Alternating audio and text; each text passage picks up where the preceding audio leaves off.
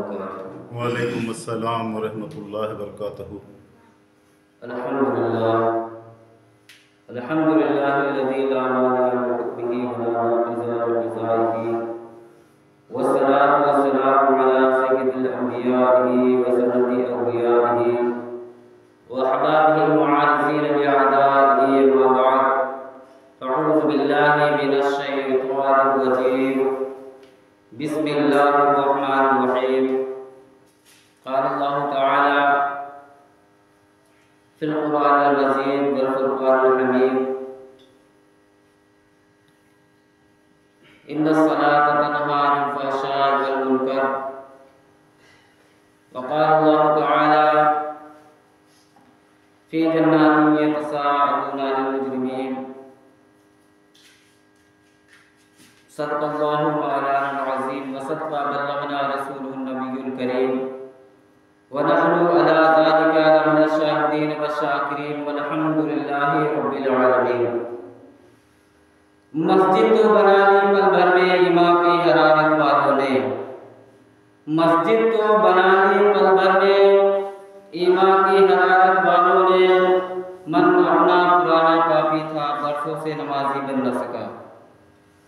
मन अपना पुराना पापी था, बरसों से नमाजी बन न सका और अपने मन में डूब के पाजा सुरागी जिंदगी, अपने मन में डूब के पाजा सुरागी जिंदगी। मेरा नहीं बनता तो ना बन, अपना तो बन। मेरा नहीं बनता तो ना बन, अपना तो बन। अजीज़ान मिल्लत इस्लामिया, आइए मिलके पढ़ लें दरूद पाक। अल्लाहुम्मा सल्ली अला सय्यिदिना मौलाना मुहम्मद बारिक व सल्लिम सल्लल्लाहु अलैहि या रसूलुल्लाह सल्लल्लाहु अलैहि वसल्लम। अल्लाह तबारक व तआला ने कुरान मजीद में इरशाद फरमाया, इन्ना सलाता तन्हा अनिल फ़हशाइ वल मुनकर, बेशक नमाज रोकती है बेहयाई और बुरी बातों से। बेशक नमाज रोकती है बेहयाई और बुरी बातों से। मैंने दूसरी आयत करीमा पढ़ी है जिसका मफ़हूम ये है, अल्लाह तबारक व तआला इरशाद फरमाता है, मा सलककुम फी सक़र फी जन्नातिन यतसाअलून अनिल मुजरिमीन, कि जन्नती जन्नत में आपस में पूछ गछ कर रहे होंगे। किसके बारे में? जो लोग उन्हें नहीं दिखे, जिन लोगों को वो पहचानते थे। फिर मैं आपका ज़हन हाजिर कर दूं कि पिछले जुमे यही बात हो रही थी, पिछले जुमे यही तकरीर हो रही थी और यहीं से वक्त ख़त्म हुआ था कि फी जन्नातिन यतसाअलून, जन्नती आपस में पूछगछ कर रहे होंगे जन्नत में। किसके बारे में? अनिल मुजरिमीन, जो लोग मुजरिम हैं। और उनसे फिर पूछेंगे, अल्लाह तबारक व तआला उन जन्नतियों को दिखाएगा, उन जन्नतियों को दिखाएगा कि तुमने जो दुनिया में रह करके मेरे लिए बंदगी की, मेरी इत्तबा की, मेरे लिए अपने आराम को छोड़ा, मेरे लिए सर्दियों में वज़ू किया, मेरे लिए अपने माल और दौलत को कुर्बान कर दिया, मेरे लिए ऐ बंदे सारी जिंदगी तूने मेरे लिए गुजार दी। तो आज तू देख ले, आज तेरे लिए जन्नत में मेवों का बाग है, आज तेरे लिए जन्नत में हीरे जवाहरात से जड़ा हुआ तख्त है। आज तू देख ले कि तेरे लिए जन्नत में नहरें जारी हैं, दूध और शहद की नहरें जारी हैं। आज तू देख ले कि जन्नत में तेरे लिए आराम कितना है कि तेरे गिर्द घूमने वाले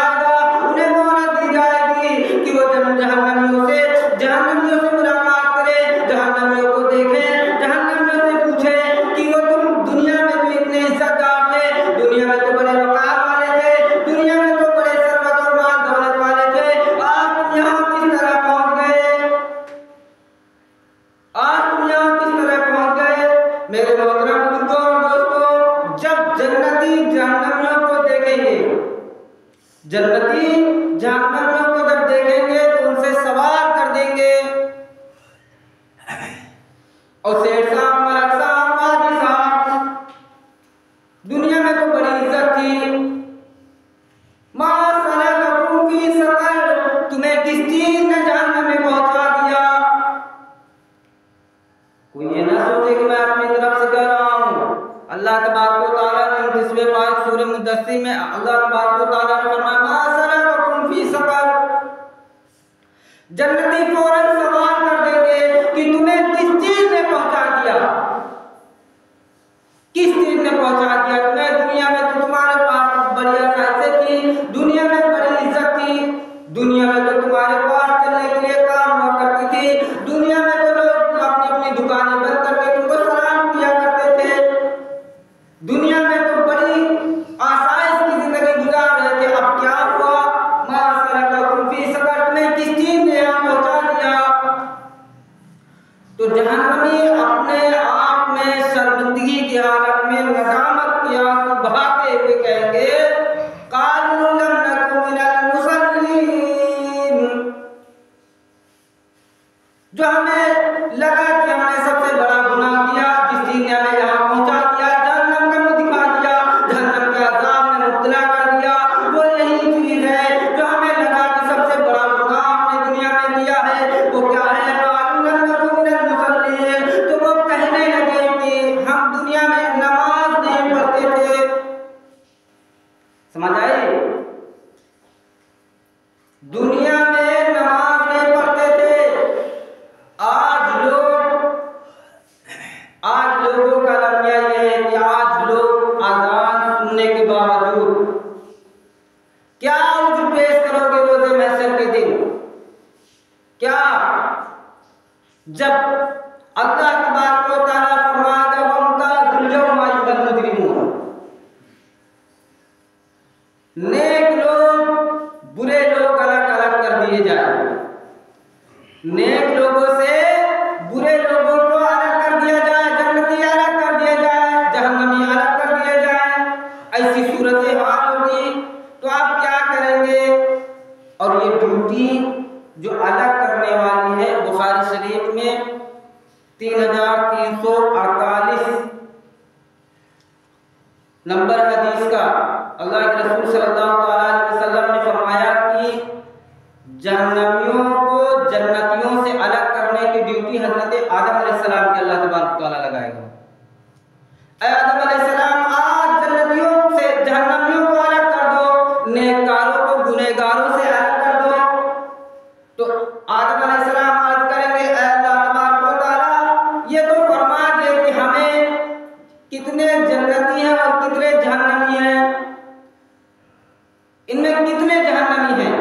ये जो जमात है, जत्था पड़ा है, इस जत्थे के अंदर, इस गिरोह के अंदर, इस मैदान के अंदर कितने जहन्नमी हैं? अल्लाह तबारक व तआला फरमाएगा 1000 में से 999 जहन्नमी है, इनको निकाल लो। अब सोचिए वो मंजर होगा, 1000 लोग होंगे और उसमें से कितने जन्नती होंगे? सिर्फ एक जन्नती होगा।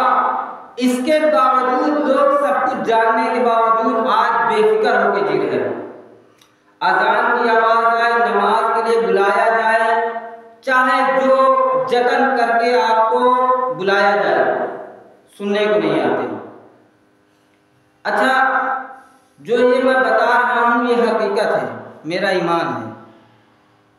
और जो लोग भी अल्लाह तबारक व तआला से डरते हैं, अल्लाह तबारक व तआला के अज़ाब से डरते हैं, जो अल्लाह तबारक व तआला की जहन्नम से पनाह मांगते हैं, यानी उससे दूर भागते हैं, वो सारे लोग यकीन रखते हैं कि ये सब कुछ होने वाला है। और ये आप समझें कि लोग आराम से जी रहे हैं कि जो होगा देखा जाएगा।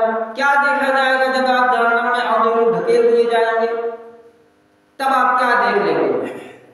शायद ने कहा कि फिर ना मिलेगी महशर में किसी कीमत पर मोहलत, फिर ना मिलेगी महशर में किसी कीमत पर मोहलत। ऐ जिंदगी वालों पढ़ लो, ऐ जिंदगी वालों अभी बहुत सस्ती है नमाज। पढ़ लो ऐ जिंदगी वालों अभी बहुत सस्ती है नमाज। तो मेरे मोहतरम, जब आपके ऊपर वो वक्त आ जाएगा तब आप क्या उम्र पेश करेंगे? सबसे पहले अल्लाह के रसूल ने फरमाया कि सबसे पहले हिसाब किताब होगा तो नमाज का होगा। सबसे पहले, सब लोग जान रहे हैं कि नहीं जान रहे इस बात को? सबसे पहले नमाज का हिसाब किताब होगा। और क्या बताओगे, नमाज के टाइम हम काम कर रहे थे, नमाज के टाइम हम खेत में देख रहे थे, नमाज के टाइम हम ये दुकान में थे, नमाज के टाइम हम मकान में थे, नमाज के टाइम हम बच्चों की दवा लेने गए थे, नमाज के टाइम हम रोजी बटोरने में लगे थे। आप जब इन तमाम चीजों का हवाला देंगे तो आगे से अल्लाह तबारक व तआला हर चीज के बारे में कुरान में पहले से अल्लाह तबारक व तआला ने फरमा दिया कि ऐ बंदे, तुझे रोजी रिस्क या किसी चीजों की बीमारी आजारी किसी चीज की फिक्र करने की तुझे जरूरत नहीं है। उसका जिम्मेदार मैं खुद हूं। तू बस अपनी ड्यूटी कर। मैं अल्लाह तबारक व तआला ने फरमाया मा मिन दाब्बतिन फिल अर्दि इल्ला अल्लाह रिज़्क़ुहा। रुए जमीन पर चलने वाली कोई जान ऐसी नहीं है कि जिसके रिज़्क़ का जिम्मा अल्लाह के जिम्मे करार देना हो। तो हमें और आपको परेशान होने की जरूरत क्या है? फिर अगर हम खेत में पानी नहीं देंगे, अगर हम दुकान नहीं खोलेंगे, अगर हम ये नहीं करेंगे तो हमारा ये सारा कुछ हम खाएंगे क्या? अल्लाह तबारक व तआला रोजी देने वाला, अल्लाह तबारक व तआला खाना देने वाला, बशर्ते ये कि आप नमाज अदा करें। उसके बाद अल्लाह ने जो फरमाया है कि आप रिस्क के लिए निकले। अब आप गौर करें इस बात पर कि अल्लाह तबारक व तआला ने खुद जिम्मा दिया है। अल्लाह के रसूल सल्लल्लाहु अलैहि वसल्लम ने फरमाया, सुबह को जो उठ करके मस्जिद गया नमाज के लिए, उसके हाथ में इस्लाम का झंडा। और जो सुबह को उठा, आंखें मिलते मिलते अपने रोजी की तरफ चल दिया, बाजार की तरफ चल दिया, अपने खेतों की तरफ चल दिया, अल्लाह के रसूल फरमाते हैं कि वो शैतान का झंडा लेकर के गया। वो शैतान का झंडा लेकर के गया। तो आपको समझ नहीं आता कि हमें जवाब देना है। कोई हल्के में ले रहा है। आज जो ये सारी आसाइशें हमें दिख रही हैं, ये घेर घाट में जहन्नम की तरफ ले जाने वाली है। बड़ी मोहब्बत के साथ मैं कह रहा हूं कि आज जो तुम आसानी ढूंढ रहे हो, आसाइश ढूंढ रहे हो, सोच रहे हो कि काम करना ना पड़े और हमें दौलत घर बैठे मिल जाए, कहीं गड़ा हुआ खजाना मिल जाए तो हमें कोई काम ना करना पड़े। आज और दुनिया में सारा कुछ देखने के बाद ये भी उम्मीद है कि आखिरत में हमें जन्नत भी मिल जाए। ये दुनिया में आराम को उठा लो और फिर आखिरत में जन्नत भी मिल जाए तो ये नामुमकिन है। बुखारी मुस्लिम की हदीस है, अल्लाह के रसूल सल्लल्लाहु अलैहि वसल्लम ने फरमाया कि अल्लाह तबारक व तआला जन्नत और जहन्नम को जब पैदा फरमाया तो हज़रत जिब्रील अलैहिस्सलाम को अल्लाह तबारक व तआला ने फरमाया कि जाओ और मेरी जन्नत को देख के आओ, जन्नत को देख के आओ। तो हज़रत जिब्रील अलैहिस्सलाम गए और जन्नत को देखा। जन्नत को देखने के बाद वापस आए तो कहा, या अल्लाह, अब मुझे नहीं लगता कि कोई भी इंसान, अब मुझे ये नहीं लगता कि कोई भी इंसान जन्नत में जाने की कोशिश ना करे। यानी हर इंसान ये सोचेगा कि हम किसी भी तरह कोई भी मुसीबत उठा लें, जन्नत में पहुंच जाए। इतनी ज्यादा आराम है, बहुत ज्यादा आराम है मेरे मोहतरम। हर तरह का आराम जन्नत में है। इंसान की 3 सबसे बड़ी ख्वाहिशें होती हैं जो इंसान हर वक्त सोचता रहता है। 3 सबसे बड़ी ख्वाहिशें कि सबसे एक नंबर पे ये कि इंसान सोचता है कि हम कभी मरे ना, हम कभी मरे ना। तो ये ख्वाहिश अल्लाह ताला जन्नत में पूरी कर देगा कि इंसान को फिर कभी मौत नहीं आएगी। और दूसरी ये कि इंसान सोचता है कि हम जैसे हैं, यानी जवानी की उम्र में वैसे ही जवान रहे, ना हम बीमार पड़े, ना हम आजाद हो, ना हम बूढ़े हो। तो ये भी ख्वाहिश अल्लाह ताला जन्नत में पूरी कर देगा और इंसान हमेशा जवान रहेगा। और तीसरी ये कि इंसान सोचता है कि अल्लाह ताला हमसे राजी हो, कभी नाराज ना हो। तो अल्लाह तबारक व तआला उन जन्नतियों से फिर राजी हो जाएगा और फिर नाराज नहीं होगा। आप समझे इस बात को, ये ख्वाहिश सिर्फ जन्नत ही में पूरी होगी, दुनिया में नहीं। अगर दुनिया में अपनी मर्जी की जिंदगी आपने गुजारी है तो यकीन जानिए कि जो कुरान और सुन्नत में लिखा है कि इस्लाम की इतनी सजा है और आपको फिर उतनी मिलके रहेगी, वो किसी भी कीमत पे बदलने वाली नहीं है। कि अल्लाह तबारक व तआला ने फरमा दिया, ला तब्दील लिकलिमातिल्लाह, अल्लाह के हुक्मों में, अल्लाह की आयतों में कोई तब्दीली नहीं है। अगर ये फरमा दिया गया कि जो नमाज नहीं पढ़ता उसे जहन्नम की सजा मिलेगी, तो ये हक है, फिर मिलेगी। और फरमा दिया गया कि जो नमाज पढ़ता है उसे जन्नत मिलेगी, फिर वो मिलेगी। आप गौर फिक्र करें, आप अपने लिए कुछ ख्याल करें कि ये 4 दिन की जिंदगी। तो मैं अर्ज कर रहा था कि जिब्रील अलैहिस्सलाम जन्नत देख के आए, या अल्लाह जन्नत तो इतनी प्यारी है, इतने आराम है कि कोई शख्स भी ये नहीं चाहेगा कि हम जन्नत में दाखिल ना हो। उसके लिए पूरी तवज्जो से कोशिश करेगा, मेहनत करेगा, जिंदगी भर आप वो कौसर सजदे से उठाए ही ना कि हमें जन्नत मिल जाए। तो अल्लाह तबारक व तआला ने फरमाया कि तुम जरा ठहरो और थोड़ी देर के बाद वापस भेजा कि जाओ अब देख के आ जाओ।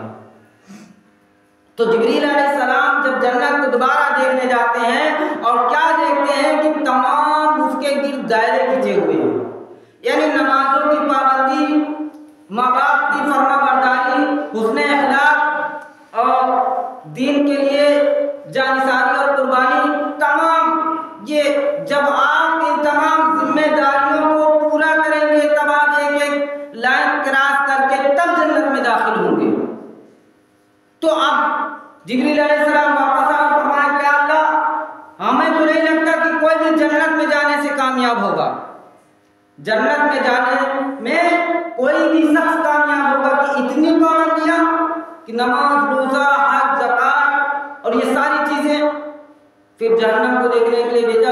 जहन्नम को जब देखा तो जिब्रील अलैहिस्सलाम आए और अर्ज करने लगे, या अल्लाह, इतना सख्त अज़ाब कौन उम्मती होगा, कौन बंदा होगा तेरा जो जहन्नम में जाने की कोशिश करे? कौन होगा जो इतनी बुरी जगह, इतने भड़कते हुए शोले और इतनी सर्द अज़ाब, इतना कुछ? तो अल्लाह तबारक व तआला ने फिर उन्हें ठहरा के दोबारा भेजा। और जब दोबारा भेजा तो जिब्रील अलैहिस्सलाम क्या देखते हैं कि जहन्नम के गिर्द तमाम ऐशो-आराम है। यानी आज जो लोग कर रहे हैं, बताने की ज़रूरत क्या है कि नहीं? आप जो लोग आराम में ज़िंदगी गुजार रहे हैं, ये सारे कुछ उस जहन्नम के गिर्द मौजूद हैं। यानी न नमाज की फिक्र होगी, आराम से अपना दौलत बटोरने में इंसान पड़ा है, कमाने में पड़ा है, ये करने में और सारी चीज़ों में मशगूल है आदमी। अय्यासी की ज़िंदगी आदमी चाहता है दुनिया में कि आराम से हम लेट बैठ के खाएं और हर तरह का हमारे पास आसाइश मुहैया हो, कोई चीज़ की हमें तकलीफ ना हो, आराम से पूरी नींद हमारी हो और दुनिया में बहुत ज़्यादा इज्जत हो, दुनिया में हर चीज़ के लिए हमारे पास आराम हो। ये सारा कुछ जहन्नम के गिर्द मौजूद। अब जिब्रील अलैहिस्सलाम जब अल्लाह तबारक व तआला के पास वापस आए और फरमाने लगे, या अल्लाह तबारक व तआला, अब मुझे नहीं लगता कि कोई भी आदमी इस जहन्नम में जाने से बच जाए। समझिए इस बात को। अब क्या फरमा रहे हैं कि पहले कहा था कि कोई भी इंसान जहन्नम में जाने की कोशिश करेगा, लेकिन फिर वापस आए तो पूरा माहौल ही चेंज हो गया। जवाब का अंदाज बदल गया। फरमाने लगे कि कोई भी आदमी होगा जो जहन्नम में जाने से बच जाए, यानी इतनी आसाइश, इतने आराम, इतनी जो है आराम है, उतनी ज़्यादा आराम है दुनिया में। जो इंसान चाहता है ये सारा कुछ उसके गिर्द मौजूद है, तो हर आदमी स्लिप होकर उसमें गिर जाएगा। यानी आज आप अपने आप को देख लें कि किस तरह से आराम की ज़िंदगी है। अजान होती रहती है, भाई साहब पढ़ लेंगे, ये डब्लू साहब आ जाएंगे, बस ऐसा कुछ नहीं है मेरे भाई।